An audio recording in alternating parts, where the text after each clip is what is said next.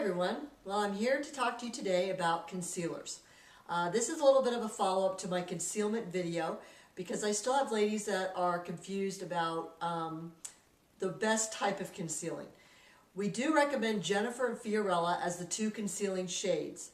Even for darker skin gals, it is the best way to conceal. Jennifer has a yellow undertone and Fiorella has a yellow undertone with a pink overtone. So kind of take your choice and use it accordingly to whatever your deepest shade is.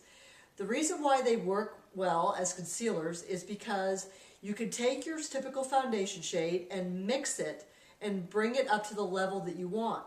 Or I should say you could bring your foundation shade down to a lighter shade below what would be on your face. Because like I mentioned in my concealing video, you want to be 1 to 2 shades lighter around your eyes, just to give a little bit of enhancement, more of an awake look, and it gives a more youthful appearance.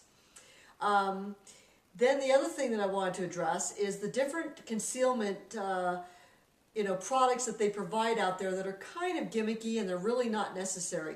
For instance, there's green, lavender, and yellow concealment shades. You can get these in stick form, minerals, liquid, but you know what, they work to a degree depending on, like, yellow base is good and the lavender one serves a good purpose. And I'll elaborate on that more, but the green one I have a problem with, and I'm going to explain to you why I don't recommend this for mixing into your foundation shade. Number one, our skin is not green.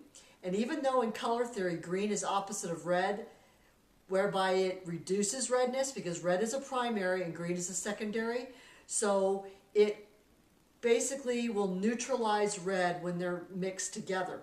But what neutralize means, if you were to take the two shades and mix them, you would see it gray it out.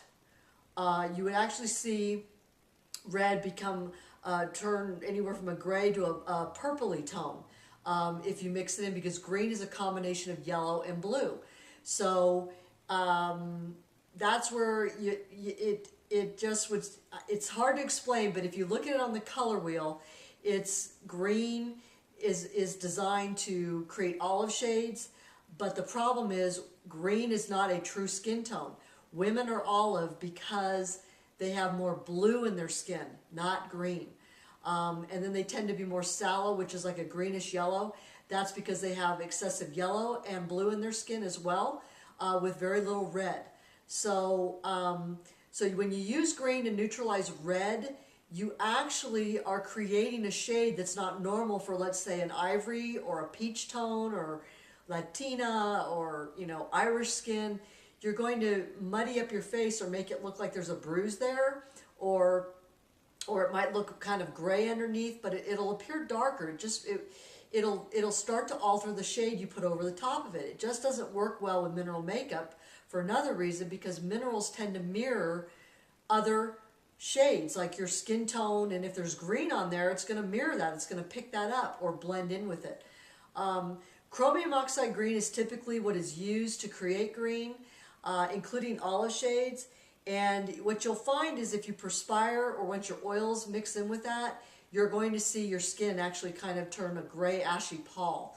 So you kind of look ghost-like. So if you buy a foundation and all of a sudden it looks gray on your skin, or after you've perspired it looks pasty and ghost-like, odds are chromium oxide green is the ingredient in that beige or olive shade. So since we don't use it, our skin tones stay true and they won't do that to you. So that's why I don't recommend green as a neutralizer of red. Yellow works fine. Fiorella and Jennifer are great for that. And plus it's also the opacity levels in it, such as the titanium and zinc that are mixed in. That neutralizes because it's a lightener. It tends to just take any type of inflammation out. So it isn't just about covering up, but it's also about helping with the inflammation. So, and then when it comes to neutralizing sallow skin or yellow skin, and I tend to get sallow in the winter, our lilac blush shade is wonderful for this. Even though it's a lavender, it's just wonderful to put over your foundation. It just neutralizes any yellowing, like a bruise, or if you tend to have a little greenish yellow, so you look pretty sallow in the winter, it doesn't do what you think it was. Your face is going to look blue or purpley or anything. It actually, on Sallow Skin, because it's counterbalancing the yellow, will look like you stepped in from the cold. You'll look like anyone that might use a Blossom, the rosy pink shade. It will alter to a pinkier tone, and your skin will just look beautiful. It'll neutralize down to like a soft, blushy beige. Now, I don't mean green, I mean a blushy beige, very neutral. And the yellowing will just be gone. Your face will just look like a lovely palette that you can add other blush colors, eyeshadows, things like that. So the only place we use chromium oxide green is in our eyeshadows, and that's about it. But you won't find it in our foundations or in any type of a concealer. So that's it. So I recommend Jennifer and Fiorella for concealing, or our Sterling Rose Mineral Base, which is colorless. You can purchase that to lighten Ebony, Mora, Melanie, if you don't want to change any undertones or overtones, and you can purchase that separately and just mix a little bit in with a separate, spot of your color that you set out on your little plate that I talk about in my concealing video, and just mix it up and just get the shade just the right level below what you have. So that's the best way to conceal.